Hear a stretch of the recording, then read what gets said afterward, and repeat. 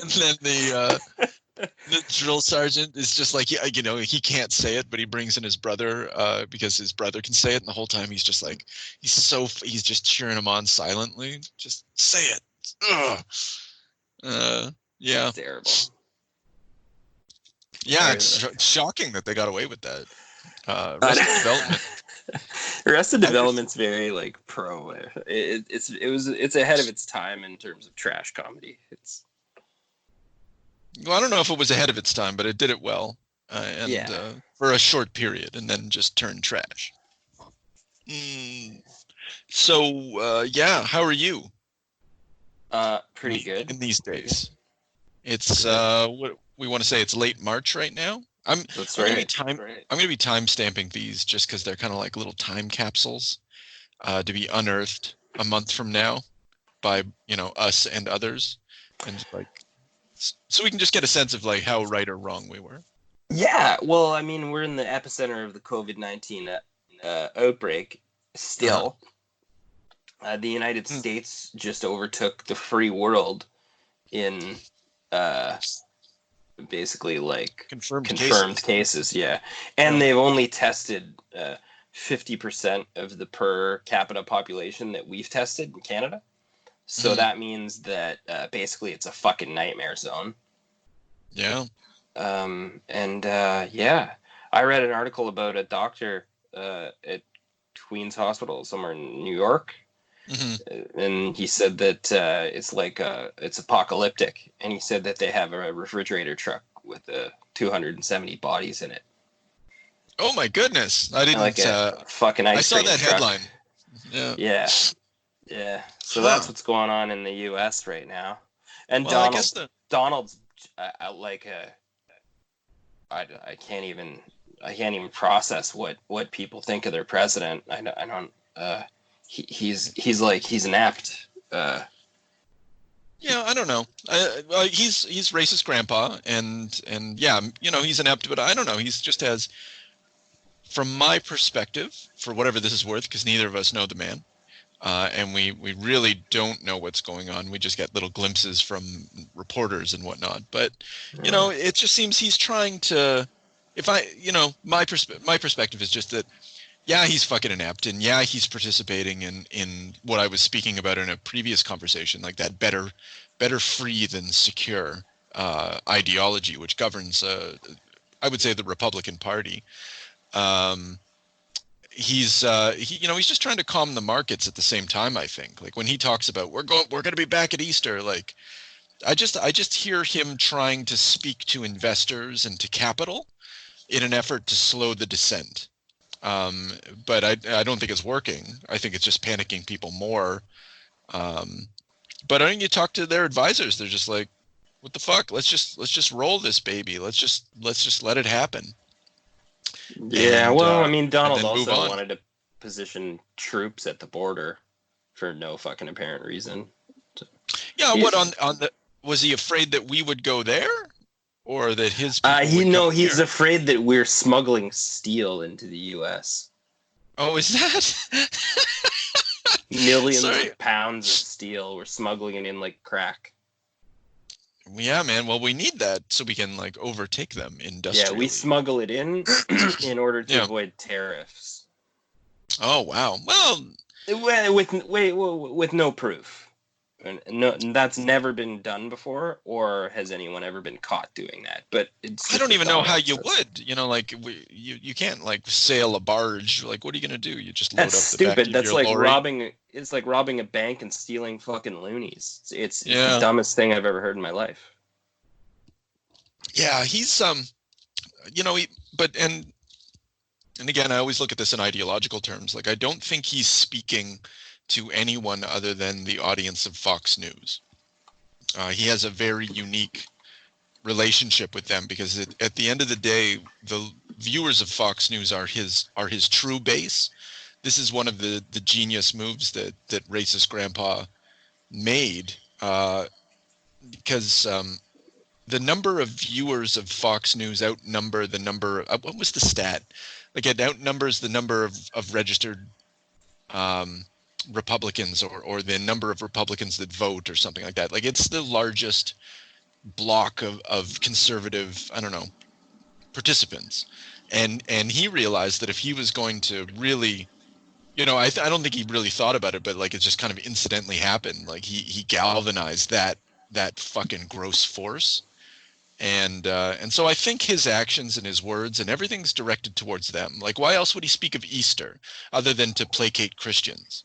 Like, don't worry, gun-toting Christian white nationalists, you're good for Easter.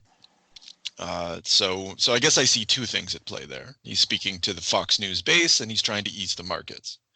You don't, yeah. So you're seeing something a little more cunning than the idiot that we'd all like to see. No, I think he's an idiot. I just think his I think he's an idiot because his priorities are so skewed. I think, and again, this is just two guys talking. I'm in a shed right now. But the guy, he's just working angles that to us make no sense, but he's working angles. Yeah. I want what's going to be attached to him though when he goes out here? A fucking monster body count. Well, we'll see. It's sure. Okay, well, now. yeah. I'm sorry. But I guess the reason I was defensive on that, I was thinking of W. I heard something. Yeah, we just for some reason I thought about it comparatively. Like, so in absolute terms, yeah, he's just gonna lots of people are gonna die, and it's gonna be his fault. It's gonna be lots of people's fault. He's him alone is not responsible for all of this. But he definitely this is his Katrina on a massive scale, and he's just fucking it up. Yeah. But I think W might come away with the higher count on this. I don't know. Think so? I don't know. I think this is gonna really ramp up. But I mean, I know that the Republicans will just blame China. Yeah, man. Yeah, well, it did come from China. How many? I know, the meme is all these diseases keep coming from China, and I know that that's not true. These larger these new phenomenon diseases do tend to they come from all over the place. Anyway, but it's bad optics.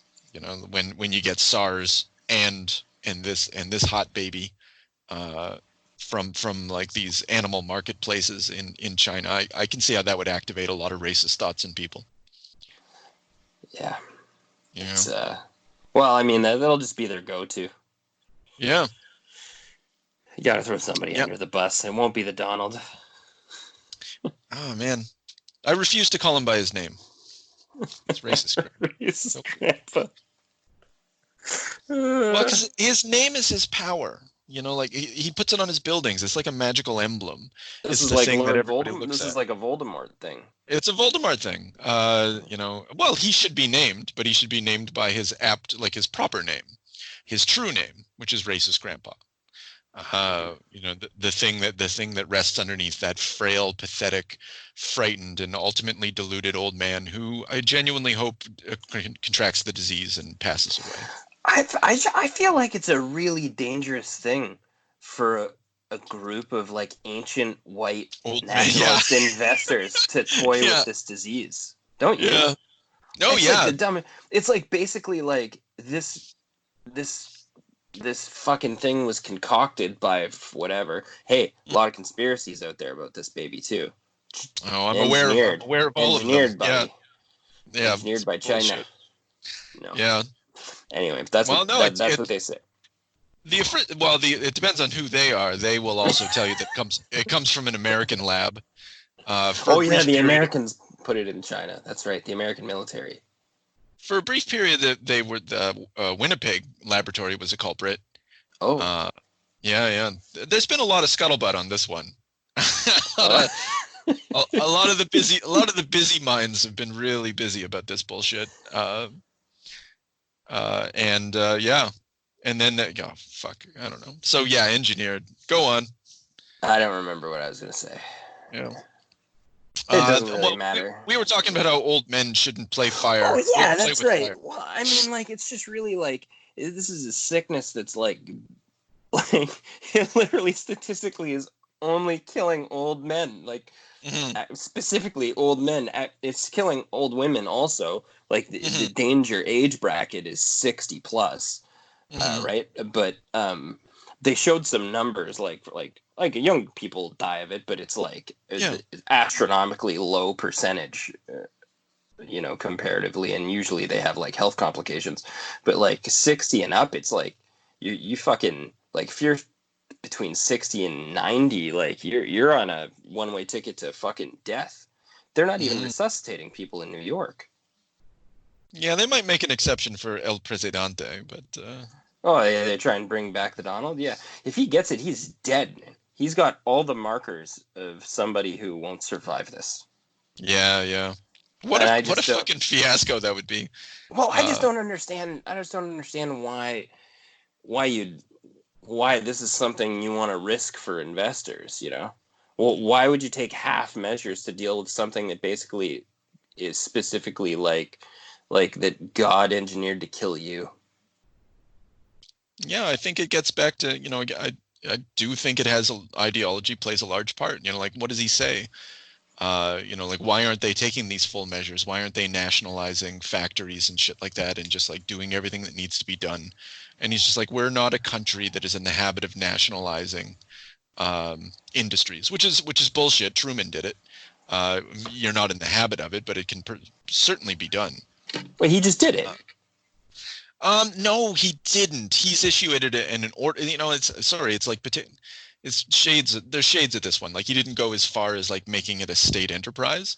And actually, if anyone knows better, and if I'm making a fool of myself making this distinction, I'm sorry, but my understanding is he just like, okay, we're just going to order you to do it, which is not the same as nationalizing. It's kind of, I'm splitting hairs on that one. Is it because he ordered it on Twitter? Is that what he?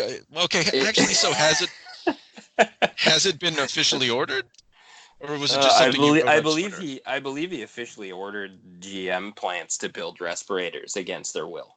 Well, that's what I saw. Yeah, he invoked National Production Act or something like that. But yeah, anyway, I don't think he's using like wartime powers yet.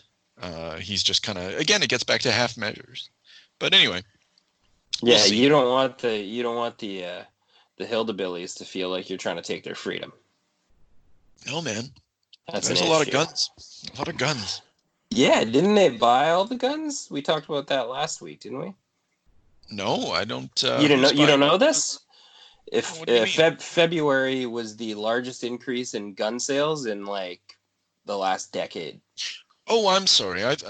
I misunderstood who they were in that sentence. I thought you meant the government. Yeah, like the people from Mississippi, like the toothless people, the hillbillies. That's not fair. Shoot each other. That is not an accurate. Do. Yes, I would absolutely own a gun if it was available to me. Me too. Yeah, just one though. Probably wouldn't need an AR-15. Yeah, but you would want one. I actually, if anyone would have one in the name of freedom, it'd probably be me. Yeah. I don't know if that's either way. I just I want to be fair. It's true. Yeah, Mississippi's really poor. They probably can't afford guns. Wow. Good sidestep. Nice.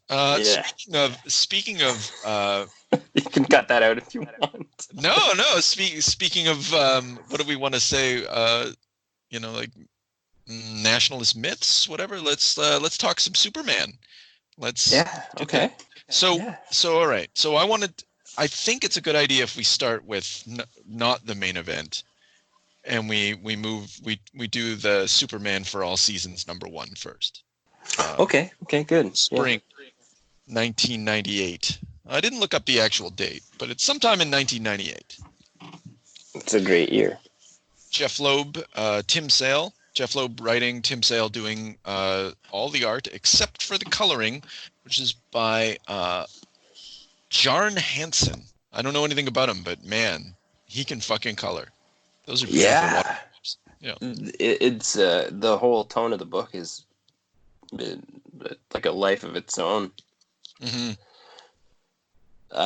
Okay, so yeah, the book Well, it's got a totally different feel than our year one that we also read alongside this. That's for sure. Hmm. Um, there's the tone of the book. Even Jeff Loeb's writing has like a I don't know if it's like him and Tim Sale like have the bromance for all seasons, but they man, like he's like almost like a different writer when he works with Tim Sale. Like I didn't feel any disconnect from the writing. I didn't feel like I was immersed in that Yeah. world, in that story, like really immersed. Like I felt the panels. I felt the wind going through his hair. I felt the and it was such a different take on the origin of Superman. Like his powers developed kind of at a little bit later, like after he. Well, that's not exactly established, but it feels Hmm. like it like closer to high school. So he got like a full upbringing with Ma and Pa Kent, like with the local church and his farm and his family and his high school teams and Lana Hmm. and you really felt for him. You felt like his powers made him disconnected from his family, and I felt sad. You know. Yeah, it was very affecting, especially now as a father. Some of this hokey dad shit kind of gets to me a little bit more than it ever did before. Um, the and also Clark's drawn like this fucking galoot. He's just this huge hulking, like he's just the biggest thing in the whole town. But he has this. Tim Sale's really excellent at like he looks like a young Superman, like a boy, Superboy. Like, that's what Superboy looked like. He wasn't skinny and golly gee, he was just this big fucking awkward lug with this baby face. But Yeah, but and but and, I, very and kind.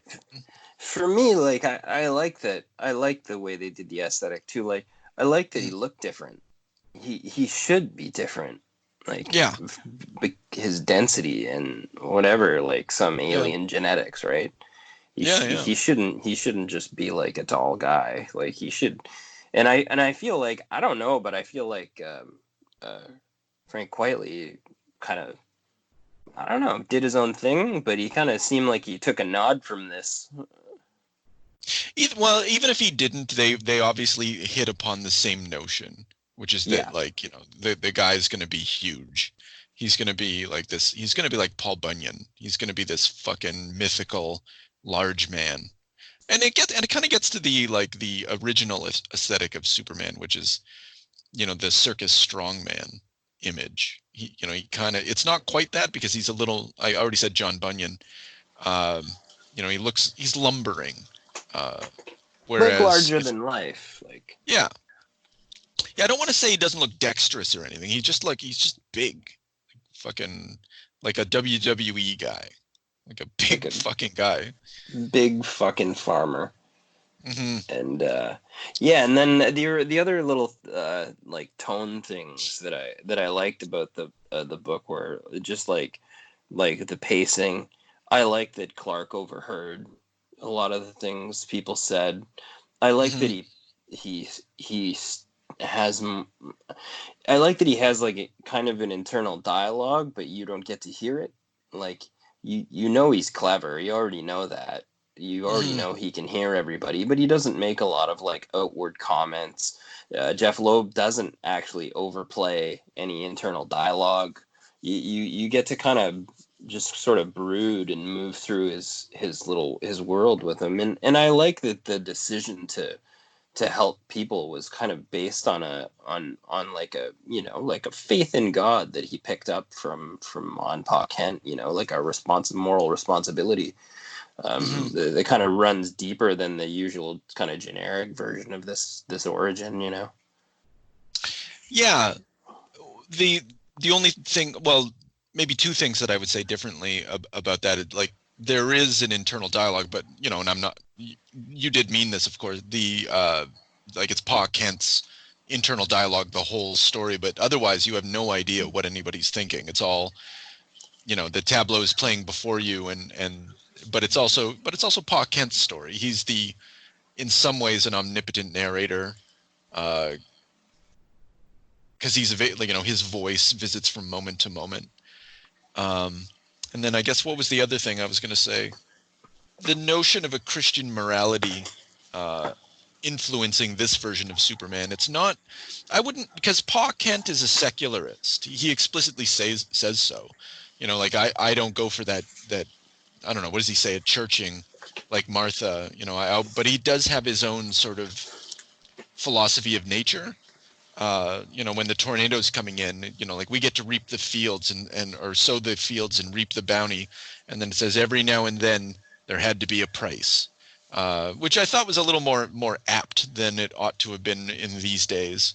But it's in that moment when nature attempts to enact a price upon the works of man that the Superman emerges, which I don't know. I don't know what that means for the rest of the story, but I thought it was an interesting little moment. Yeah, I guess I don't mean that. Like, I felt like he was like completely driven by God or anything like that. I just like that it played a role. It just gave a little more like oomph to his decision to just decide that he should if he was able to help more people, that there was like a bigger community responsibility that he had. He saved his buddy, the gas station attendant, and he just, I don't know, he just feels that way because that's how he was raised, right? Whatever. Yeah. And in all of this, and this is why I when we led into this, there was I alluded to a sort of a nationalist myth, and I don't know if it's I don't know, it's an American ideal or an American myth, this idea of the 1950s, and I think Pa Kent's dialogue kind of brings it out. And I think Loeb probably went for this on purpose, but he's talking about how the environment of Smallville, like he's talking about Clark doesn't realize how lucky he is, and he starts talking about corn shooting up too soon goes sour, and how it was the idyllic Main Street mom and pop malt shop, local church environment of Smallville, Kansas, that enabled the Superman to emerge, and not as this selfish monster, but as this this humanitarian. And I don't know if that's necessarily required. Like that stew, that womb or whatever, that matrix for the Superman to come out of, but that's the American myth. It kind of goes back a little bit to even Garth Ennis's idea of Superman.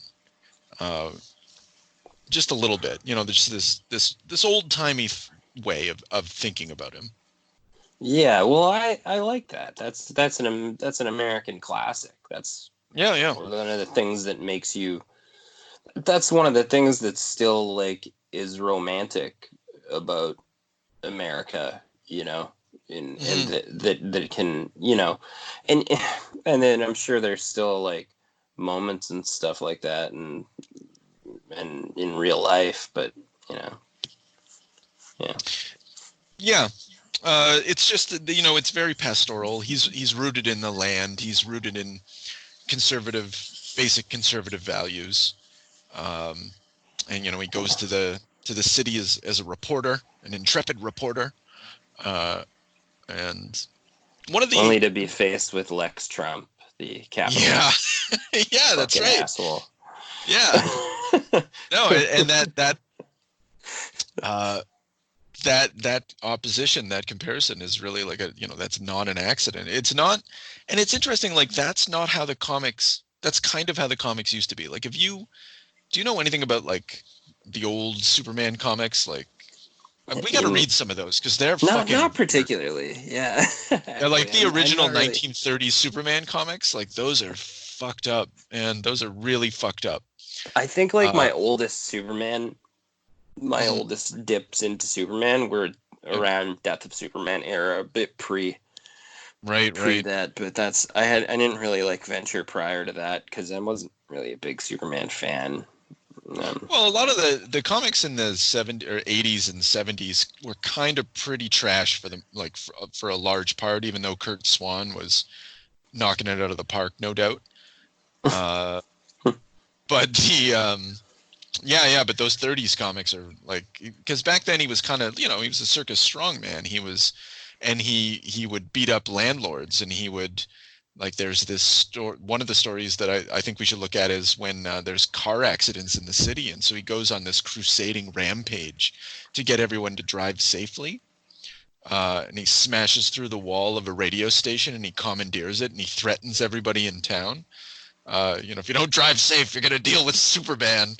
And everyone's scared shitless. Jesus Christ! Yeah, and he's just bounding around, So it's like, that's what I mean.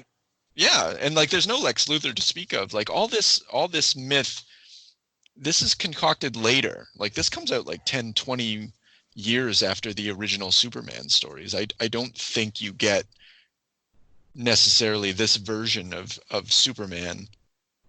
So it's kind of a false myth. It's kind of a wallpaper that's been placed over top what Superman actually is.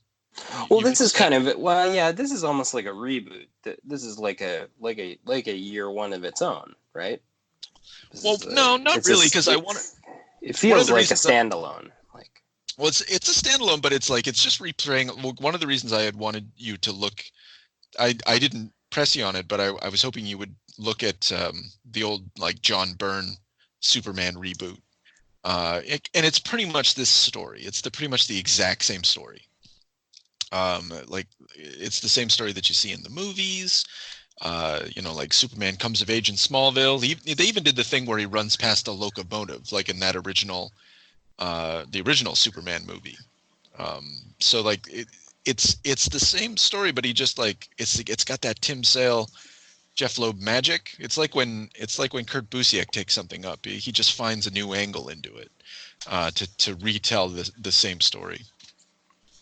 Yeah, and I can't say enough about Tim Sale. Like, I was, oh my god, yeah, the artwork with the colorist, and for some reason Jeff Loeb, who I generally dislike. Yeah, not as a person, as a writer. Yeah, that's he's a wicked dude.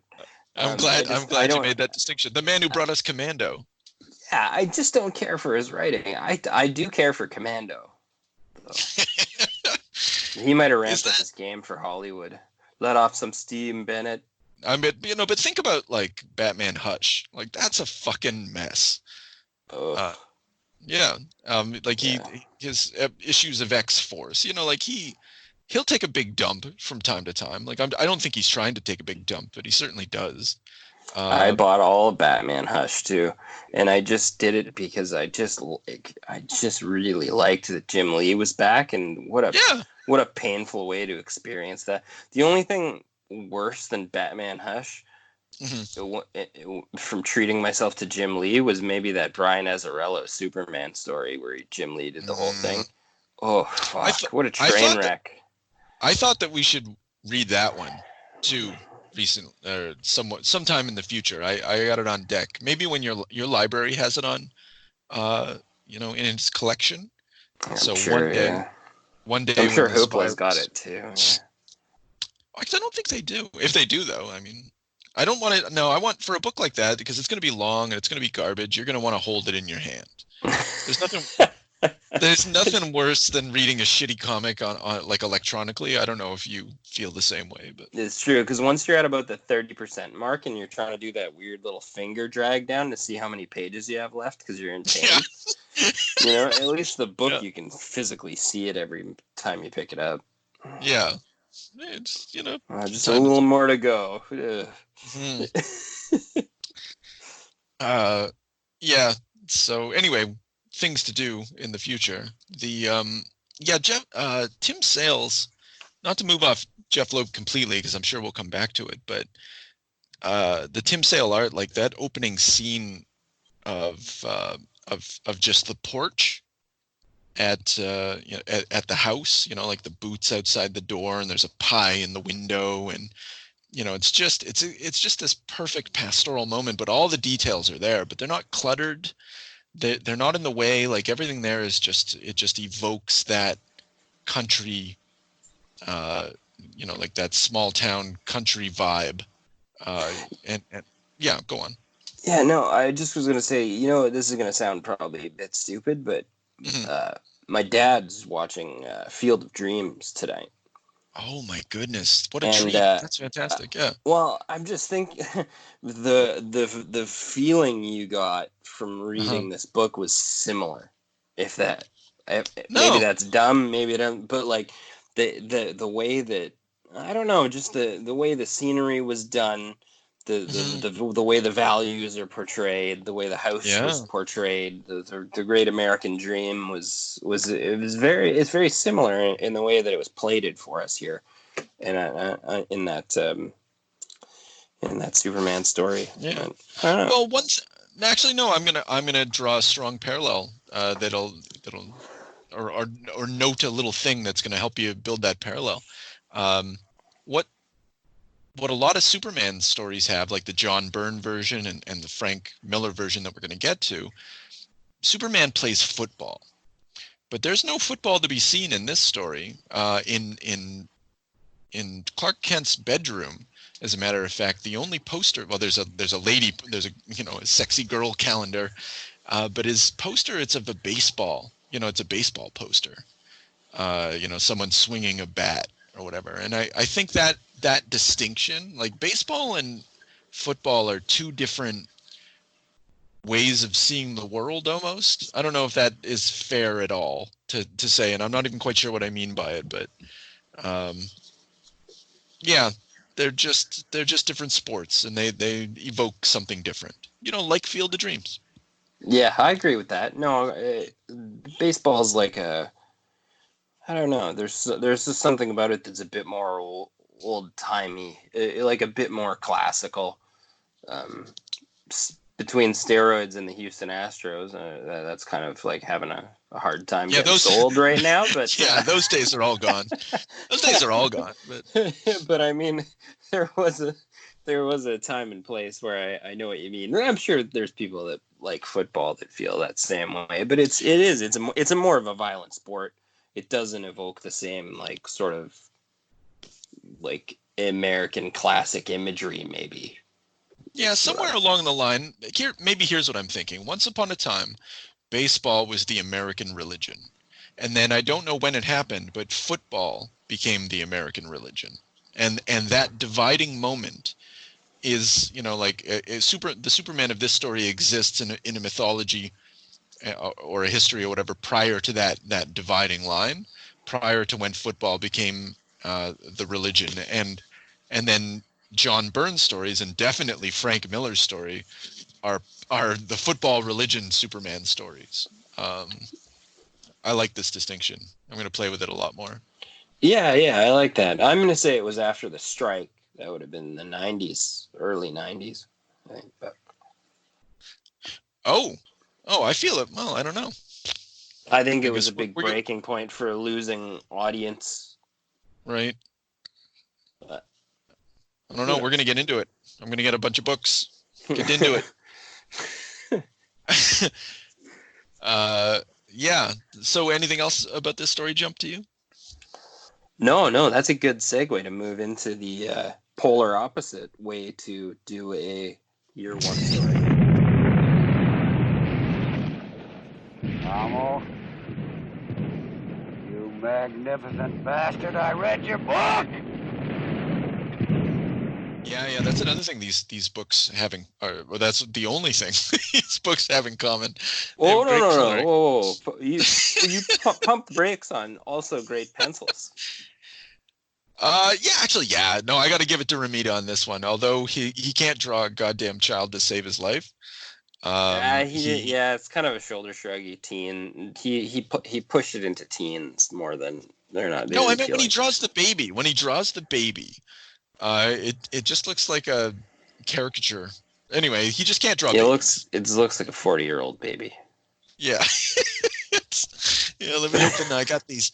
I love the format. I really like these Black Label books. It's like it's a return. Remember Detective Zinc? Oh, It's me got too. the same shape as Detective Zinc. I really I have all the big full size Black Label books of this story Yeah. because I was pretty in. I saw the first book and I was like, This is gold, even if Frank's gonna shit the bed. I'm still gonna enjoy this.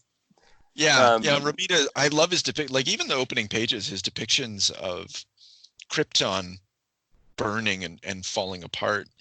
It's very Kirby, like you really see a lot of. There's always been a lot of Jack Kirby in John Romita Jr., but I definitely see it it looks like Asgard, like the old Kirby Asgard.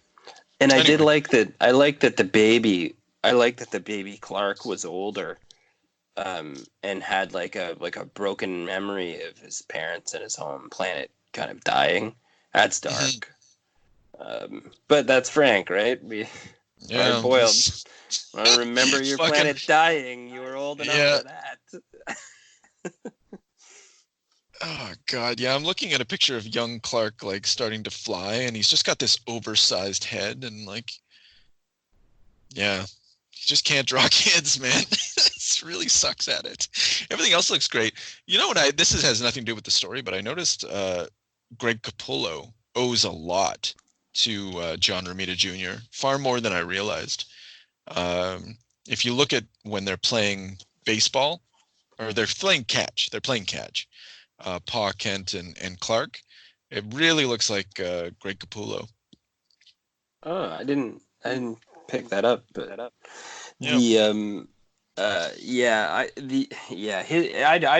I like his art though, and I mean I think it's kind of an acquired taste a little bit, but he was more on point here than other books.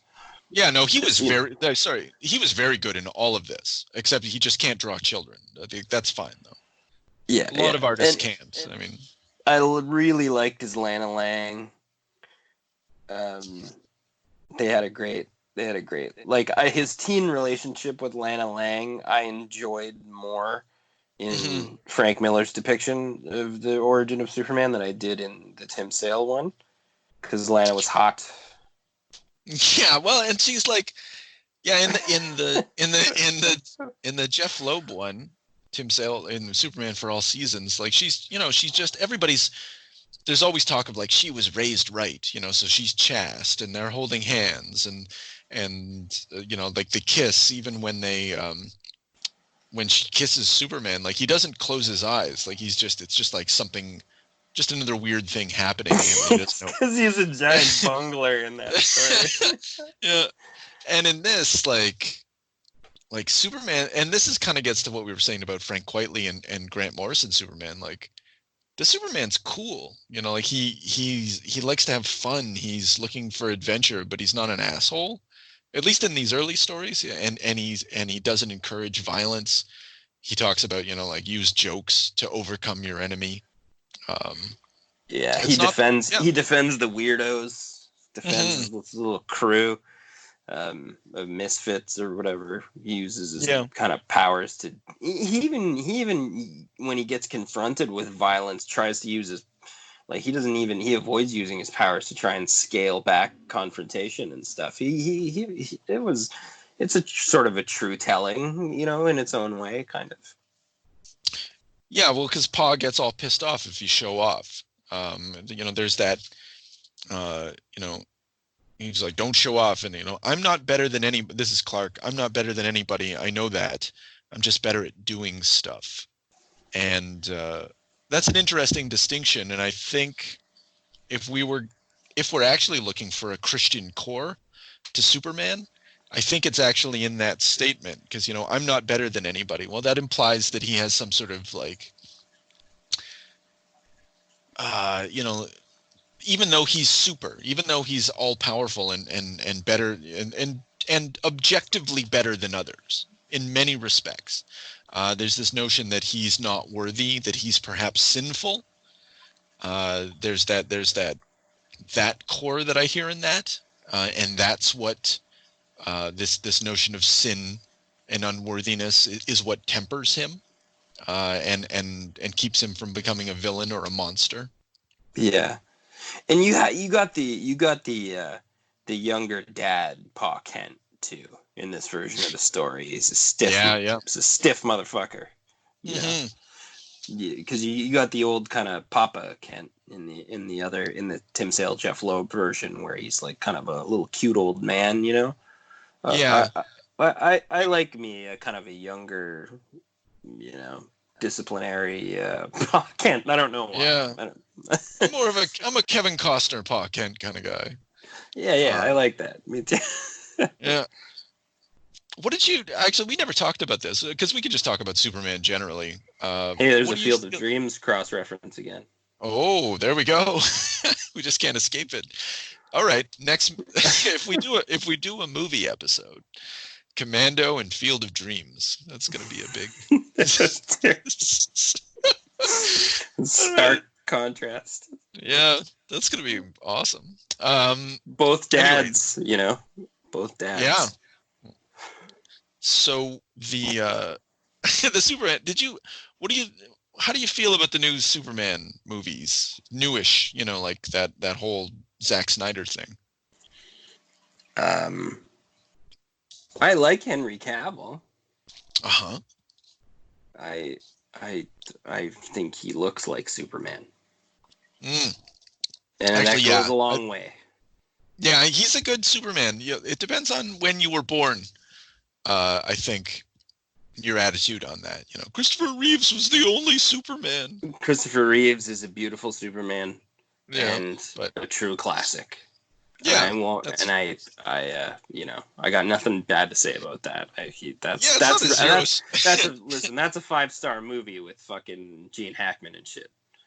Yeah, and it's not a zero-sum game. You can't only like one of them. You can like both. No, and I think Henry Cavill's good. Yeah, Henry Cavill's. I don't know. He's better than other renditions they've tried on TV and movies before that are similar. You look for a pretty man who you can blacken the hair, blue the eyes, and has a thick build, but you don't always hit the nail on the head with that, you know. Yeah. And this guy they did. This guy, I was gonna say he looks like so thick and American, but he's actually British, which is funny. That's true. Anyway, the only reason I asked, about Superman, Batman versus Superman, is because and I'm jumping a lot, but later on, this book seems to, by book 3, try to evoke that universe. A little bit. It feels they're just like. Yeah, I would say that. Yeah. Yeah. Not in a good way. It really does it badly. But I like I like the first book. I like that he decided that his powers were like a little over the top. You know, he did his high school thing. He had his high school romance. Frank Miller, of course, tries to add a hideous rape of Lana Lang. Real nice touch, Frank. Yeah. Thanks for that. Thanks for really dragging the book down into the dark Frank depths or whatever. Yeah. That's great. Anyway, Clark saves the day and spares me from probably one of the most. Oh, I was frightened and disturbed. I was like, oh, they're not gonna go through with this, are they? Well, yeah, the power of Frank Miller is that you don't know. You don't know if he'll just take it that extra step.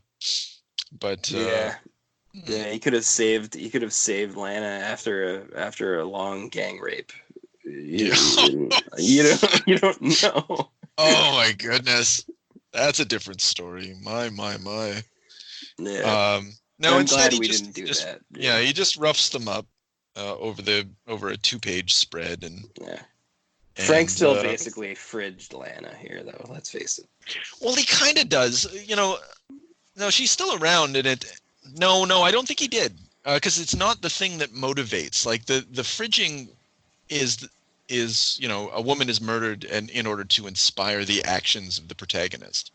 But I think this Clark Kent was on that path regardless. And his inspiration comes from her bravery rather than her victimhood. So I think way to go, Frank. No fridging. Oh wow.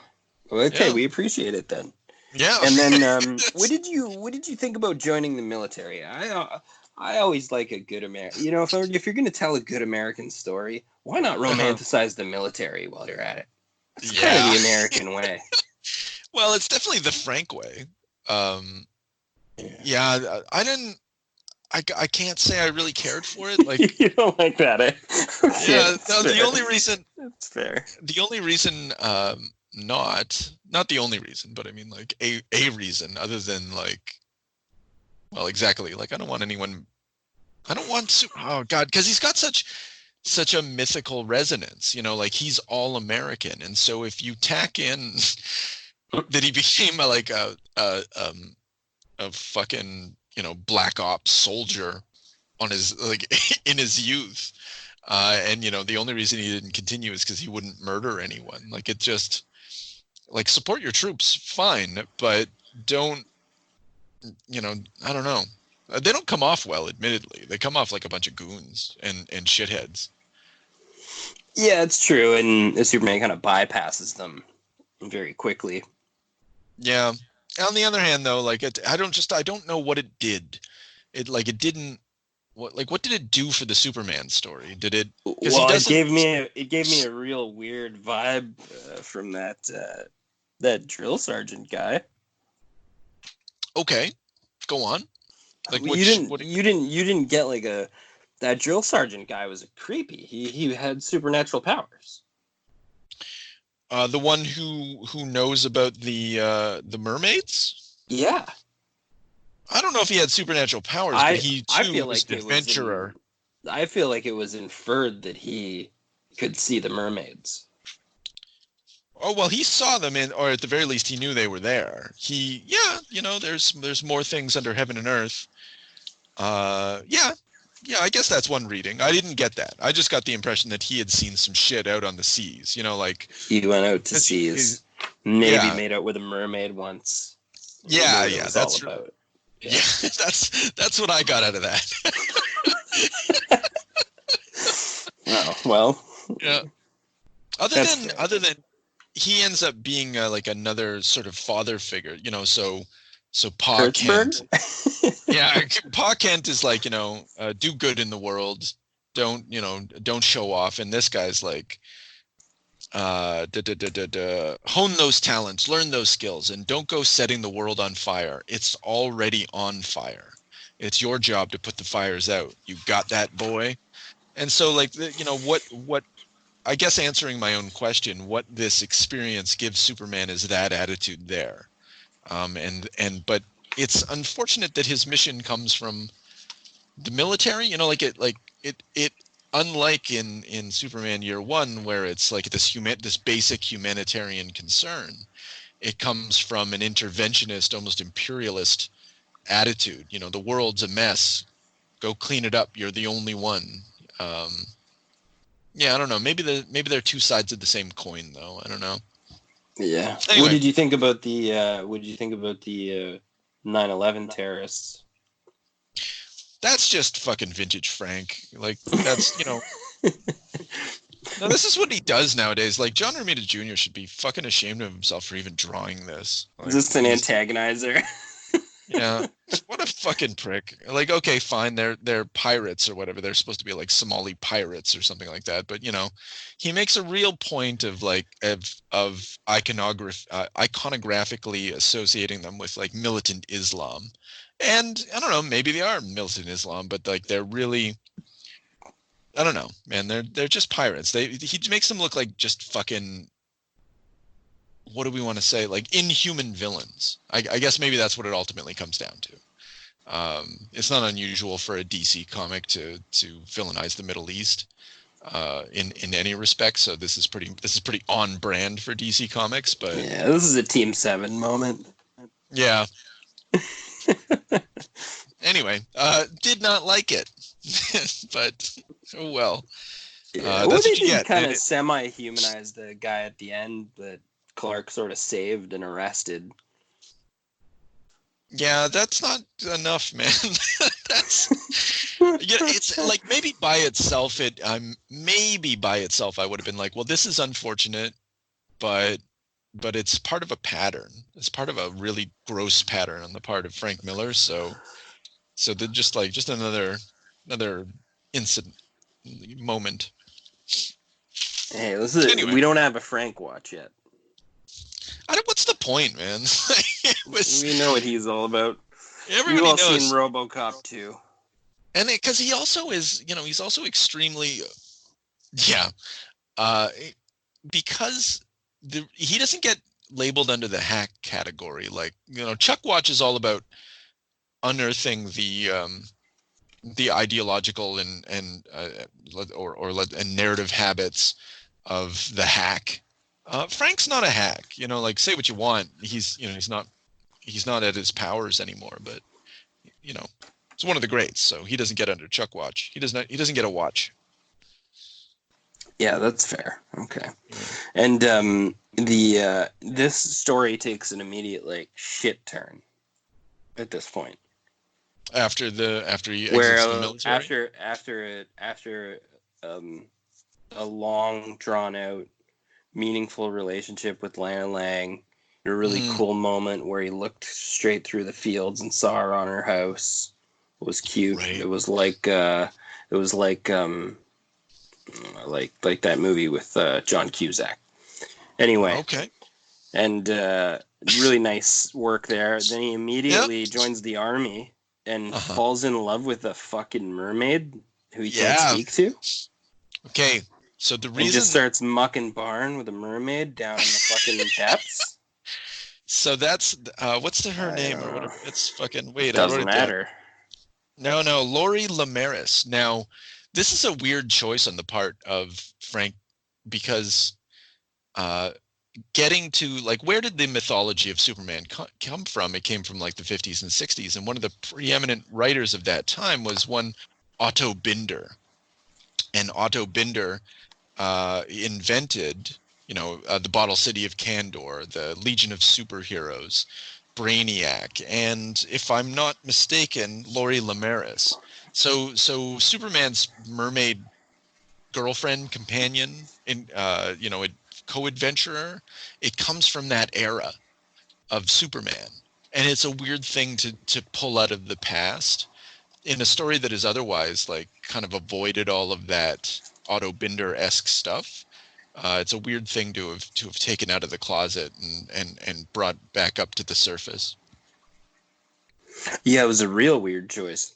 Yeah. Because then he goes through the trials of tribulations of King Poseidon, who immediately attacks him from all different angles, just senselessly, and then finally unleashes the Kraken upon him, which is just the most absurd artwork and scenes and senseless attack that I've ever seen for any reason.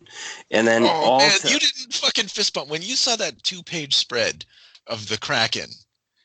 You weren't oh, I love that. That's awesome. Oh man, what?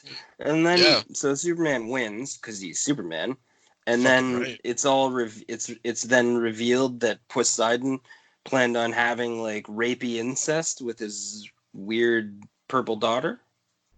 I read that a little different. I did. Well, no, it's pretty clear later on. So that where that goes is exactly what you just described. I read it that maybe this is because he's not talking like that early on, but he is talking like that increasingly as Superman, bests his challenges and it gets closer and closer.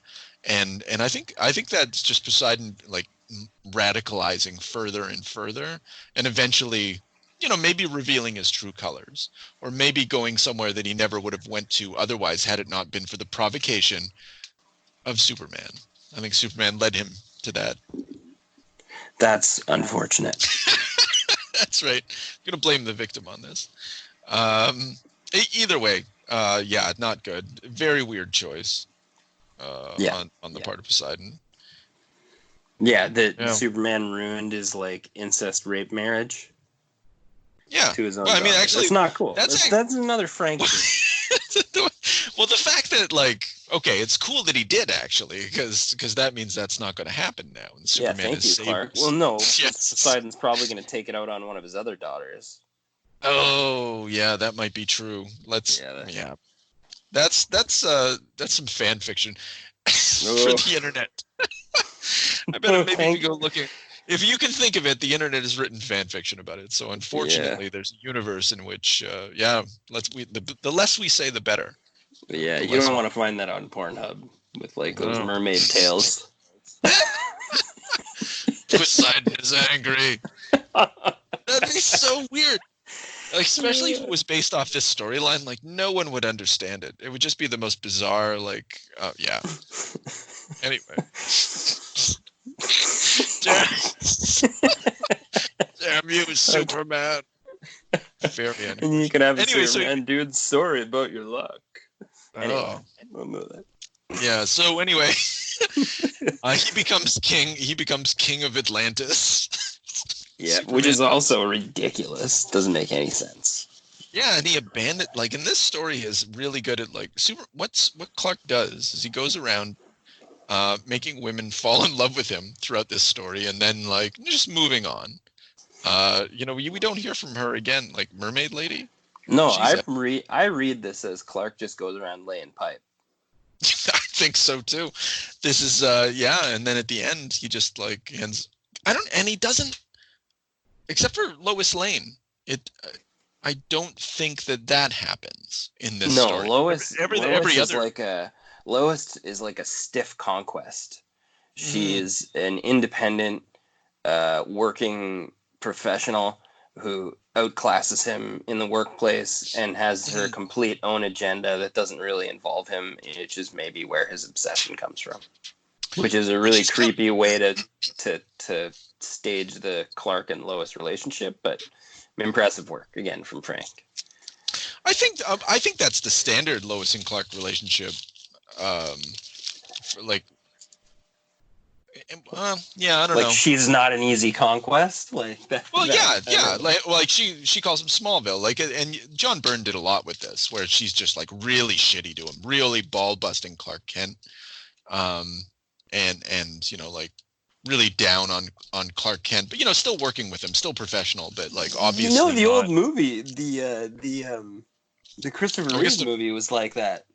Oh, okay, right. Remember, so she was so rough on him, like, and he was just like such a goofball, and he kept pushing his glasses up. Oh, sorry, Lois.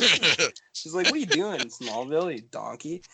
And she was hard on him, and then she like loves Superman, and he was just like, "Wow, this blows." Like, yeah, wish I was Superman. Oh yeah, I am. And it's but then. I think that's why he makes Lana Lang the intrepid reporter as well. I think like she sort of imprints on. Actually, I'll back up in a moment. But the whole notion of conquest of Lois Lane, if I'm not mistaken, like nothing. There's no intimation of any relationship in this early story. It's just him and Wonder Woman. I don't understand what happened. Unless I missed something. Well, he saves Lois from a submarine. And that's how they just immediately transition out of being the king of Atlantis. What? I was just shocked and jarred. And then Batman entered the story, and I'm not even sure what I was reading. I'm like, what's going on? What? What's the plan? It's literally a joke. Like this. And then Batman's here, and then Batman gets on a collision course that's advised by Luthor. That Superman kind of gets like Smallville duped into hanging out with Luthor and gets put on a collision course with Batman, and then they have like the dumbest face-off I've ever seen. Like it's like if Batman was a complete fucking moron. Yeah, that's exactly it. Like, well, I got ankle locks on you. Now time for a beatdown, sucker. What? That's not my Batman. Yeah. Well, especially not in the way that he's ridiculous. It's just ridiculous in his talk and in his not giving up, and but it does allow, like, if you were to find a through line in all of this, from the first book when he's talking when he's talking to Batman and he's talking to those Marines that try to take him down, he accuses them of schoolyard baiting, tough guy talk, coward talk. And there's something about Superman's or Clark's in this story, his experience with bullying, like basic bullying, in a high school, not basic, because, it's pretty extreme, but basically with just high school bullies, which has informed his entire attitude towards, dealing with aggression. He just sees any monster as just another schoolyard bully. Yeah, similar yeah. to Batman. Yeah. Well, I guess that theme carried through. It was well done. It was done the way it was. This was, I don't know. It was very through. Like it had it had its moments that were like pretty intricately, woven. It wasn't, because I've read a Frank story recently. Like, or what am I thinking of? Remember that third Dark Knight book? The what? Sorry, you cut out. The Dark Knight. The Dark Knight. But the one that he drew himself. Like The Dark Knight Strikes Again? Yeah, that one. Like the sequel to The Dark Knight Returns? Yeah. Oh my goodness, that one's fucking okay. Yeah, well, that's just how I relate to Frank's writing since that date. Right. He returned to comics, made that book, and I was like, well, you're officially a shitty writer now. Like whatever motivation you had in your childhood and whatever drove you to become a great now is washed out and it's turned into a bizarre cash grab. It's like asking the Undertaker to return to the ring again. I'm not going to see something special. I'm just paying you. Keep going. More surprises. Oh, yeah. Big surprise. Huge surprise.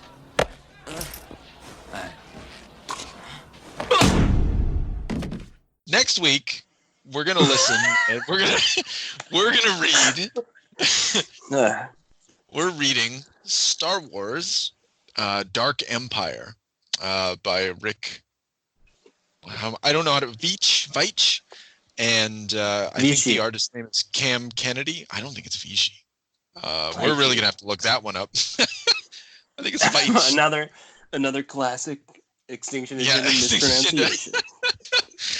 Oh man, we should just stop referring to artists and writers. We'll just talk about the books themselves. Whoever the fuck drew this. These guys are good. Yeah. It's a 6-part story.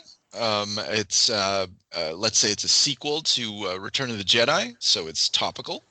Yeah. It's good, and we're going to talk about it. And then we're going to, I think we're just going to dip into a Fantagraphics release called Rolly Polly, which I read in a drunken stupor the other day and fucking fell in love with. Very exciting. I'm pretty pumped for that one as well. I like the layout. It's like a square instead of. It's not like a standard. I'd like to see how it's. Yeah, I'd like to see how it's printed in real life, to be honest with you. But it's a tall order these days. Yeah. The local comic book stores have closed down. Diamond Distributing has stopped shipping. Now, all we need is a little energon and a lot of luck.